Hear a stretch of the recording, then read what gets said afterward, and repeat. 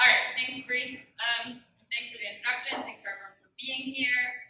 I'm pretty excited. I'm excited that I do get to talk about heat when it's getting hot out and we're getting into the warm season. So hopefully a lot of this stays on your mind throughout the summer. Thank you to Fox and Hound for hosting this too, and for the free beer, of course. Can't forget that. So this is a little bit of a different talk for me. I'm used to going to conferences and getting into the nitty-gritty, and today I really want to get into, I guess, one little niche area of some of the research that I do. I've always kind of looked at extreme heat impacts on people and understanding how the environment is going to cause heat stress to someone, using a really holistic approach of an energy bucket rather than, let's say, just using air temperature. So I'll get into that, and most of the examples I use are going to be on children, and I'll talk about some studies I've been doing in Lubbock too to kind of bring it home for people. So I have to start with this. From 2006 to 2013, approximately 3,200 people in the US died of extreme heat. And this statistic might not be surprising to some of you, or it might be surprising to a lot of you. But it's important. And many times you'll hear heat cited as one of, or as the most prevalent killer out of all weather-related events. And this is just a quick graph of the Chicago heat wave from 1995 that a lot of you might remember, seeing on the news, seeing the coffins of 700 people dying during one heat wave. And so this is when it really got put on the radar, that this is a big deal and we can't let this happen in a society like ours. So who's vulnerable? Who are these people that are suffering? So elderly is the number one. Elderly, they're extremely vulnerable. We know that. There's many studies around the world that have been done on this, and we're well aware of why. Sick, so a lot of elderly are already sick or on medication. People of low socioeconomic status that might not have the adaptive capacity, such as air conditioning, to be able to withstand the effects. Anyone who's immobile or socially isolated is also very vulnerable. Children, and that's what I'll talk about mostly today. Outdoor workers in agriculture or construction, athletes of all ages. Motivation plays a really big role in that. And then Army cadets and soldiers. Some of the first research that was done on heat-related illness was on the Army. Some of the first indices ever developed were on Army cadets and trying to understand actually what could you push them through before they were going to hit that threshold. And so a lot of what we use today is based on those thresholds. So worldwide, rates of heat mortality highest among the elderly, but it's actually the second highest among children. Remember, this is worldwide, so this wouldn't be the case for the US necessarily, but children are very susceptible and vulnerable to extreme heat. So, and this is from a paper that just came out, actually I just got it sent to me 2 days ago by Catherine, and it's on the future of children and health with climate, and given the current understanding of how climate change will unfold, infants constitute the age group likely to experience the greatest increase in mortality rates. So that's rates. So that's not in numbers per se, but it's in rates. So it's a big thing in the literature right now, and people are starting to really pay attention to. However, few studies have actually assessed how heat interacts with other atmospheric constituents. So if we're thinking about heat, most of you sitting here think temperature, right?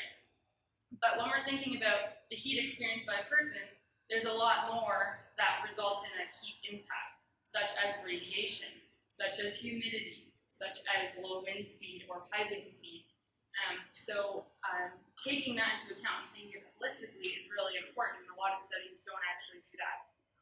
And then another issue with not having enough data on kids is that a lot of times it's literally in our epidemiological studies, greater than 65 years of age, less than 65 years of age. So how do you tease apart the effects on kids when you're grouping them like that?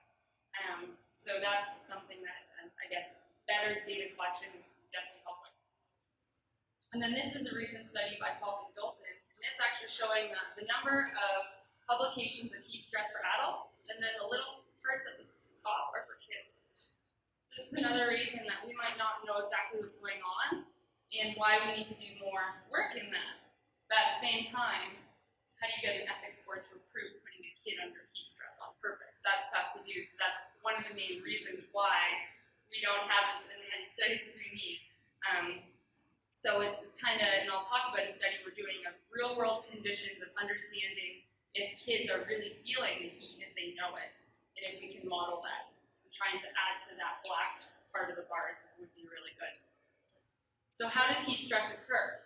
So of course I'm going to use an example of a kid, but this would be the example that you would see for any person, yourself included. We look at the streams of energy going towards and away from a human body. Metabolism, of course, has to be included. You sitting here right now, you're at about 87 watts per meter squared. I'm probably at about like 250 because my heart's going a little bit. You know, not that high. But most people standing are at about 120 watts per meter squared. So that's your energy you're creating per second per meter squared of your body. And all of these are in those units. Absorbed radiation is another really, really big component, especially here in a place like West Texas. We have a lot of sun. It's really sunny out all the time, kind of like how we are today, which I really love. But at the same time, we understand the value of shade. And then a loss is evaporation, emitted long-wave radiation. So the hotter you are, the more you're going to emit of long waves, so that's a loss. And then normally convective heat is a loss. So when we sum these all up, we can get an energy budget in watts per meter squared. And then if you're above 250 watts per meter squared, you're considered hot and in a danger zone. So if I could figure out what a kid's at, then I could figure out if they're really experiencing extreme heat, and then they might just not know it. What happens during heat waves is that convective heat gain or loss becomes a gain. So normally, just right now, your skin is warmer than the air, which means your skin is losing heat to the air. During a heat wave, when the air temperature might get up to 37, 38, 39, which is around 100 Fahrenheit, that means the heat from the air is going towards your body. And that's when it gets really, really dangerous because you all of a sudden lost one of your main sources of heat loss. So when we add it all up, during heat wave conditions, we have 3 sources of heat gain and only 2 of heat loss. And then the evaporation is important to consider because anyone from Houston or Dallas knows that you actually don't lose much through evaporation in an effective way if it's really, really humid out. But in Lubbock, we do notice that a dry climate's nicer to have because you don't have too much humidity in the air, so you can lose more sweat from your body, and you feel that as cooling. So that's how I look at it in a holistic fashion, and how I'm going about how I've always gone about a lot of my studies since my PhD. And then, why are children more vulnerable? So children are not little adults, and we can't treat them that way in heat studies. Because they have a higher surface area to body mass ratio, the effects of heat are heightened, which means the effects when that convection becomes a gain, they're very heightened. And their thermoregulatory systems just aren't as efficient yet. They're not fully developed. And so their body rates or temperatures actually warm 3 to 5 times faster. They have a lower sweat rate. They don't have developed all their sweat glands yet, so they can't cool as efficiently as us. They're closer to the ground. So if you think of a really hot ground, such as asphalt or rubber, and that's a hot ground, they're closer to where the heat's coming from because that ground's absorbing heat and it's emitting it as long-wave radiation. So they're closer to the source of the heat, so their core, and the core is what we're really worried about, what their core temperature is. So just the simple fact that they're closer to the ground is really important. They don't have the experience that we do to know they're getting hot.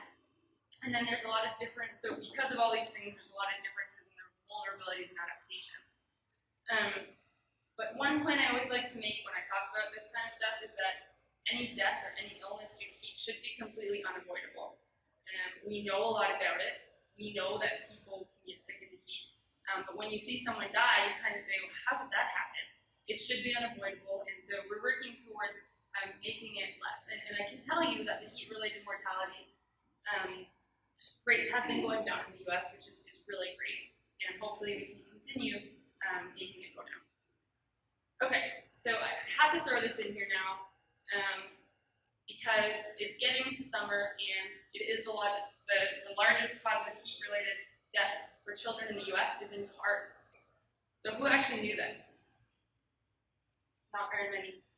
So since 1998 to 2016, 636 kids, infants, and young children have died in cars because they're either forgotten, they get locked in there, they're left in there on purpose. And you can see that there's 5 so far just in 2016. And so this is something you say, how does that happen? And there's a lot of ways it happens. So this is my niece playing in a car, because kids like to play in cars. So 29% of children died because they were unattended in a vehicle and they were playing there. 356 were forgotten by a caregiver. And a lot of times it's the mother or father who forgot they had a kid that day. And ever since kids got moved to the back because of airbags being in the front, these rates have gone up. So it's really interesting, and this doesn't necessarily relate to climate change, but it definitely relates to weather, and it definitely relates to people's perception of the weather a little bit. And then just intentionally left, sad, and then other circumstances unknown. So how does this happen, and what are we kind of doing about it? What studies are being done? There's lots of social studies being done on trying to figure out how to stop this from happening. In my mind, let's make a beeper or something, and we have a beeper if our seatbelt's not on. Why can't we have a beeper if there's weight in the back seat? I don't know, steal my idea. But let's relate this to climate change. Our cars are mini greenhouses. Solar radiation comes in, it gets absorbed by your seat, by your dashboard, and then it's emitted as long-wave radiation. And long-wave radiation doesn't escape through glass. So this is why your cars heat up so fast. And this is the same example of what's going on in our atmosphere. We have more carbon dioxide and other greenhouse gases that are absorbing more heat. And so we're creating, all of our cars are little greenhouses, and that's why it heats up so fast. And so understanding how quickly it heats up, if leaving your kid in the car for 1 minute or 2 minutes or 3 minutes is okay, a lot of people are now trying to figure this out. But if you lessen the amount of solar radiation coming in, then you can lessen the amount of heating. And so a study that we're doing, we're trying to model the energy budgets of children in cars, if they're in shade or if they're in sun. And this is a picture from Phoenix, Arizona. And these are all solar panels. And they're all solar panels put over parking lots because they understand that solar radiation makes it hot. I know it's hotter in Phoenix than it is here, but how cool would it be to see a parking lot in Lubbock covered in solar panels, acting dually to provide shade and to get a whole bunch of energy from the sun. And then you can see in the picture on the right there that we have had instruments in the cars to measure how quickly they heated up in the shade and in the sun and getting radiation, relative humidity, temperature data. And then I can model how quickly a kid would get into heat stress danger. And so we're working on that this summer, but it's just a really simple example of some changes that could be made. And I mean, not even just for kids, but I'm sure most of you would appreciate getting into a Koolaid car that isn't burning. So, like I said, it's very similar to the Earth heating up, and you can compare that to the Earth's greenhouse effect. So, building on that point, if we're preparing for these increasing temperatures, and this is one of my favorite slides that Catherine uses, we're also preparing for those extremes. So we're preparing for those points up here, and how are we going to deal with that?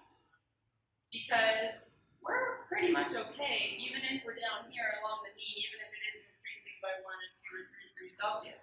But it's the stretching there, so you can see it stretches out. So it's that variability, and we're going to see more maximum or higher maximum temperature. So why do we care about that with respect to our children? Because it exacerbates many of the risks that our children already face today. So let's look at a map of where it's hot and where we have a lot of solar radiation in the west. So this is showing, it's pretty much just showing the amount of solar irradiance you get on a flat panel. And it's for solar panels, a map to show where you can, a lot of solar potential, I guess. But it also, to me, it shows me where are we getting a lot of heat radiation towards people, and we're getting a lot in Lubbock. And what are health risks because of high temperatures and high solar radiation that we've always had? UVB and radiation exposure, extreme heat stress, air pollution exposure. But now we're looking at how these are going to be exacerbated, or how they're already being exacerbated today. And I have to mention, the air pollution connection here is due to the solar radiation exposure and higher temperatures, and that helps create more ozone in an urban area. Okay, so what's this all linked to? Skin cancer, of course, with UVB, cardiovascular and respiratory ailments, lethargy, asthma. I could go on, but what I'm going to draw the connection to right now is lower physical activity, and especially in kids. And I'll eventually get to the study we're doing in Lubbock. And we were out there today right before this. It was hot. Kids having asthma, didn't want to play. Kids feeling sick, didn't want to play. Kid has a headache, didn't want to play. Kid in bad mood, didn't want to play. And this doesn't happen as much if it's nice weather. And I've been out there for 7 days now of this, and today was a little bit more difficult than normal, but at the same time, we got some cool data. I'll talk about that in a minute. So then when we're thinking about places where kids spend time outdoors, playgrounds. This is where we really encourage kids to play on their own, to be creative, and also even just sports fields. So I'm going to talk about playgrounds and sports fields a little bit. And so this is a quote actually of my own from a paper I wrote last year. So the outdoor spaces in which children seek or are encouraged to be the most active are potentially the most harmful in terms of heat and burn risk from contact with surfaces and UV exposure due to lack of shade. Now this doesn't go for all playgrounds all around the world. This is specific to a lot of playgrounds in the US, and I can give examples of playgrounds in Lubbock. You can drive around and you can go try and find a playground for me with shade, and I challenge you all. But there's mixed messaging then, because me making the statement doesn't mean I want to say stop playing. Me making the statement means that we are not providing conducive spaces for kids to play in a healthy manner. So the mixed messaging is that, okay, so if it's unsafe, then my kids should just stay in and play their PlayStation. No, that's not what I'm trying to say, because we know we have an obesity epidemic, especially in Texas. What I'm saying is that let's focus more on what these spaces are like, how they're designed, how healthy they are, what kind of exposures our kids are having in them, so that we can make sure that they're going to be able to play actively in a healthy way, so that we're not taking away their ability to do so. So they need to play. Play is really important. I just watched this little clip online the other day. I think it was talking about Norway, and Norway has the least amount of education time spent in the classroom and the most amount of play with their kids, and they're the smartest country once the kids get to high school. And the teachers and the parents recognize that play is really important there. And so the kids pretty much spend like 8 hours a day playing. So they're healthy and they're smart. So I love stories like that, and hopefully we can take those examples. So goal, like I mentioned, to create spaces or to take the spaces we have and change them so they're more thermally comfortable, winter or summer, conducive to active and safe play for longer periods of time, and it can be throughout the warm season or the cold season. I focus a lot on the warm season because I talk about heat stress, but a lot of the surfaces that you touch and might get really hot, such as the metal surfaces in the summer, are going to be freezing cold in the winter. And so there's other options. So the way I go about this is through evidence-based landscape architecture and bioclimatic design. I love working with landscape architects and people who design things outside. I love being able to show them my data and help them figure out the best implementation for their site. And this is one of my advisors for my PhD. Every element that we look at in a landscape, it's familiar to us on one level, but it's completely invisible to us on another. And when I mean invisible, I'm talking about the weather elements. And so that's what I'm interested in. So how can we apply those principles to make these playgrounds safe and comfortable? So here are a few pictures taken at a playground in Phoenix on a pretty hot day, and it's showing you surface temperatures in degrees Celsius. I'm sorry we work in degrees Celsius, and I'm also sorry I say sorry a lot because I'm from Canada. So, main points to take away from here is that, yeah, it's obvious. Everyone's sitting here being like, this is so common sense. These hot, black surfaces that are asphalt or rubber, they're going to be hotter. Okay, I think most people understand that, and most people will feel that when you walk into the parking lot. What's less obvious to a lot of people and a lot of designers of these spaces is that even though they're well-intentioned to be a soft fall or to look nice, astroturf or rubber, they get hotter than even asphalt in the sun. Really hot. And so, example here, actually I did a typo there. That rubber is supposed to say 87 degrees Celsius. The slide, 71 degrees Celsius, and the steps, 58. So after doing this, or the reason for doing this study in Phoenix was to take it down from a city scale or a park scale down to the touch scale or the micro scale. So micro scale being just kind of around you within a few meters, touch scale being literally 1 centimeter of what a kid might touch, and how those hot surfaces might stop them from playing. So thinking about sports fields and surfaces now, and what kind of surfaces are chosen, AstroTurf is very popular. The two pictures on the left there are actually taken in Canada, and these are on days that actually are fair weather days, and it's not too hot, but they're both sports fields that are AstroTurf.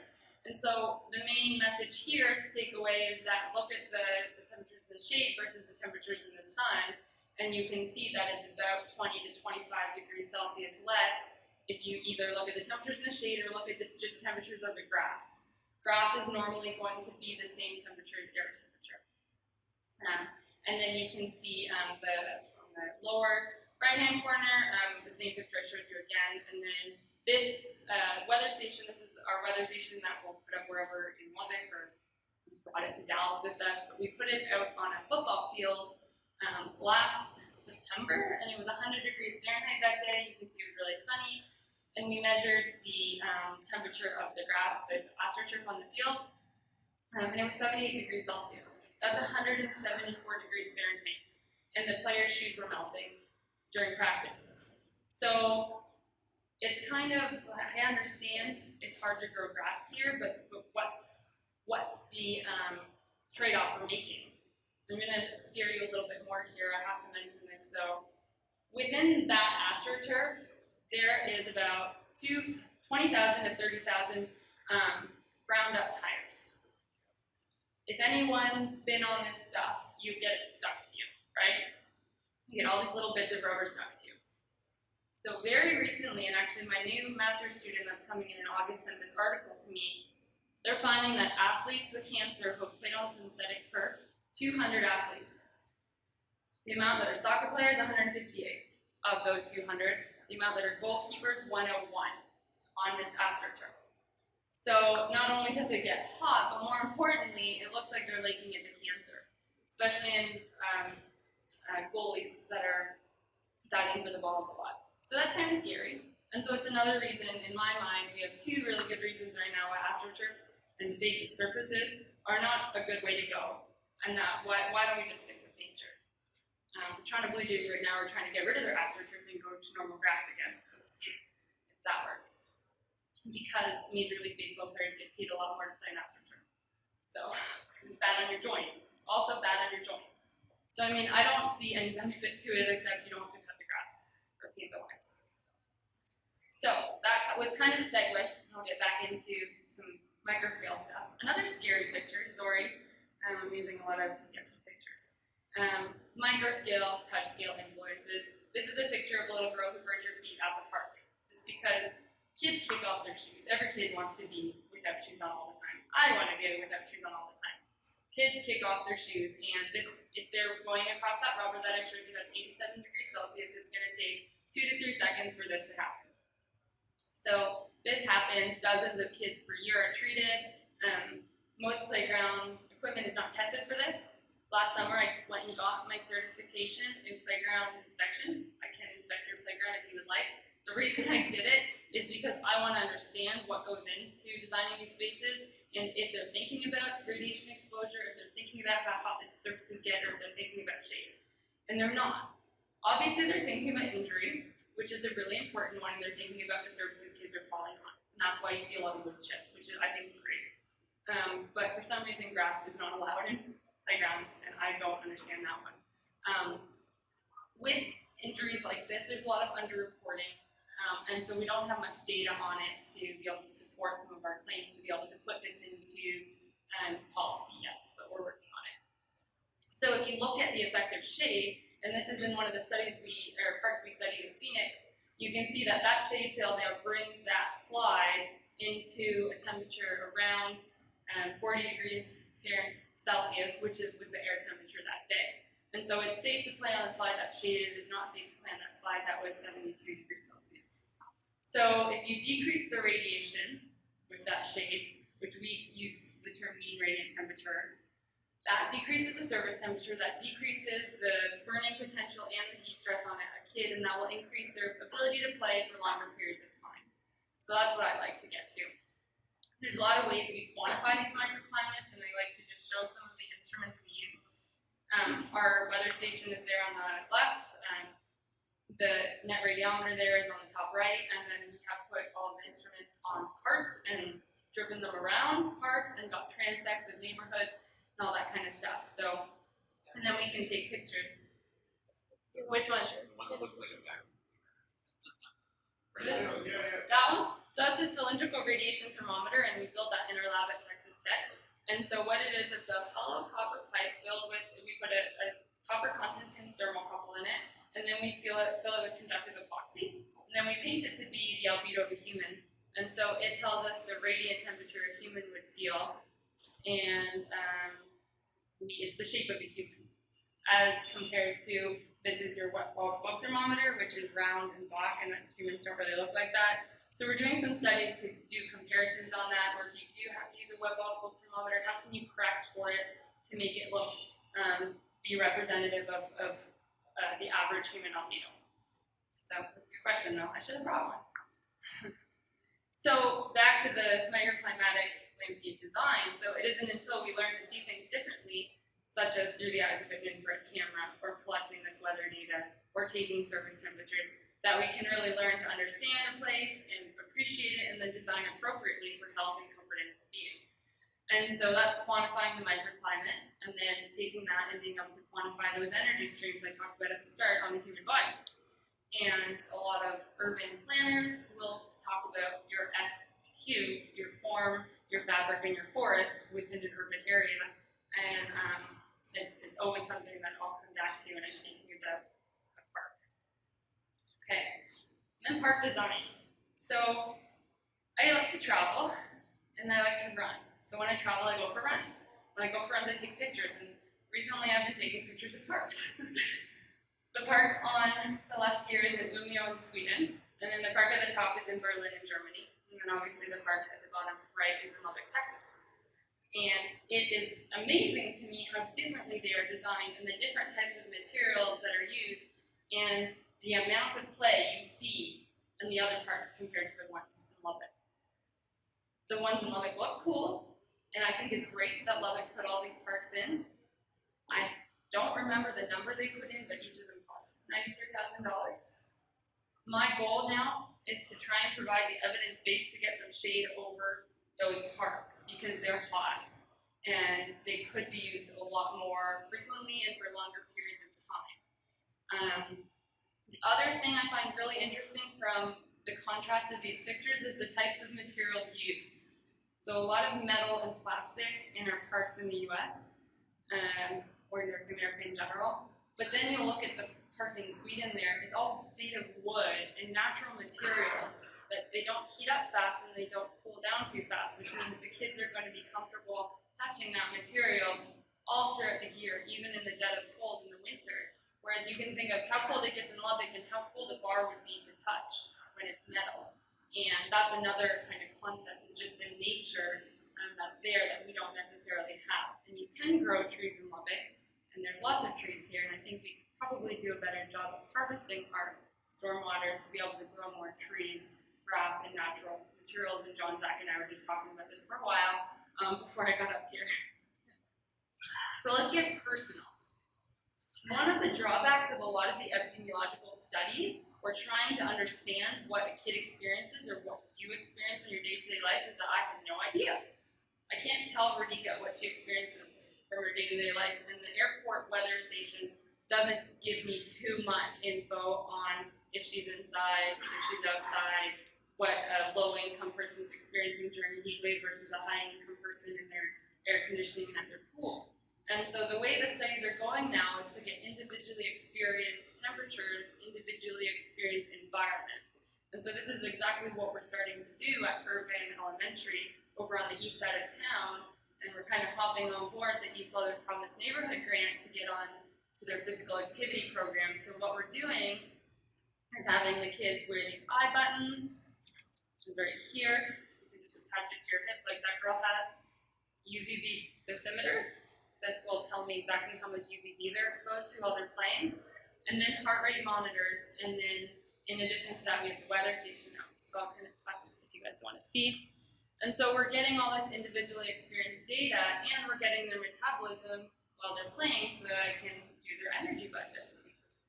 So here's from this, actually this is from last week, but we were just here right before here. So this is a study looking at sun versus shade, and we're also asking them surveys on their thermal comfort while they're playing to see how they feel given the environment that we're monitoring.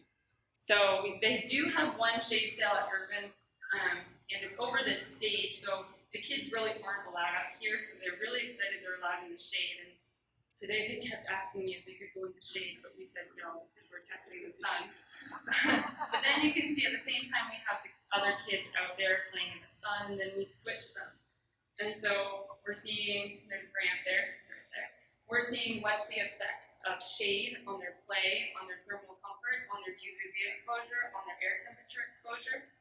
And yeah, the second we go outside, they all want to be up on the shade, which is interesting. And so we can get some of this information from the surveys we asked them to. So again, coming back to this, we're trying to decrease those maximum exposures, and shade can really, really help with that, and especially in an area like Lubbock. We want to decrease it. So what are ways we can design with microclimate? I'm thinking now on a broader city scale, and this can be applied to parks, or this can be applied to urban heat island mitigation on a city scale. So what do we want to do to decrease the temperatures? We want to reverse the urban microclimate consequences of dark surfaces, of lack of vegetation, of anthropogenic heating. What that means is that we want to decrease the amount of cars and the amount of anthropogenic heat we have coming from our air conditioners, and in order to stop using so much air conditioning, we need to cool the microclimates down around our house. And we want to stop using so many thermally massive materials in urban areas the way they're designed. And that's concrete, that's asphalt, things like that. So the examples I have here are, we know our sports fields need to be open, but if we can provide shade around there for athletes to go seek out some shade, that's always important, and it can cool the air temperature around the field. And then I love this picture on the right there. It's of the Nike track in Oregon that they train on, and you can just imagine how much nicer and cooler it would be to train on that track, and also how much less wind they would have to deal with, which would be really nice to have in Lubbock too. I'm a runner, so this kind of stuff really, I love it. I would love to run there. I want to go right now. So another form too that the vegetation, form of cooling that vegetation helps with is evaporative cooling. So we all know that Central Park is a really key component of New York, but there's a reason that people like to go there when it's hot. It's cool, and everyone understands that. The temperatures are lower, and we can quantify that with urban transects using instruments. Green roofs really help reduce the amount of energy use in a building, and then it's also a nice place for people to go to cool off. The picture on the top left there is rocks, and then they'll just trickle a little bit of water in there, and it acts as evaporative cooling, and so it'll cool off the air around those buildings. This is from Europe. And so it's just a passive way of cooling. All of these are passive ways of cooling. And the kind of the newest thing that's going on is permeable pavement. So put in the pavement, water can go through it, but the pavement can still kind of hold a little bit of moisture, and that'll evaporate and it'll feel cool to the person standing on that. Very, very different than what concrete would feel like. That's dry. And then the permeable pavements also really, really help with stormwater management. So there's my other niece. So they both made the presentation. So I want to wrap it up here. So it's hot. Everyone knows it's hot. People are used to it being hot, but it's being exacerbated. Kids and everyone can benefit from more outdoor activity, and so the answer is not to say, it's getting hot. Let's get more air conditioning and let's go inside and let's exercise inside. Kids need to be exposed to nature. I want to go outside and be able to find a cool place to run. I sneak on golf courses in Lubbock because I don't know where else to run. That's not on pavement.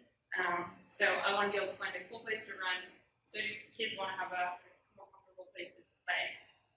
Humans are pretty adaptable, and we're really smart, and we can physiologically adapt to certain temperatures, and we can technologically adapt to certain temperatures, but we have to do it in a smart way and we have to stay healthy to adapt. And then bioclimatic design definitely works with passive cooling, and I give you a lot of examples of things that other places are doing that love it, could probably implement more, and things that we could try and reverse the effects of. So with that, I want to thank you for your attention.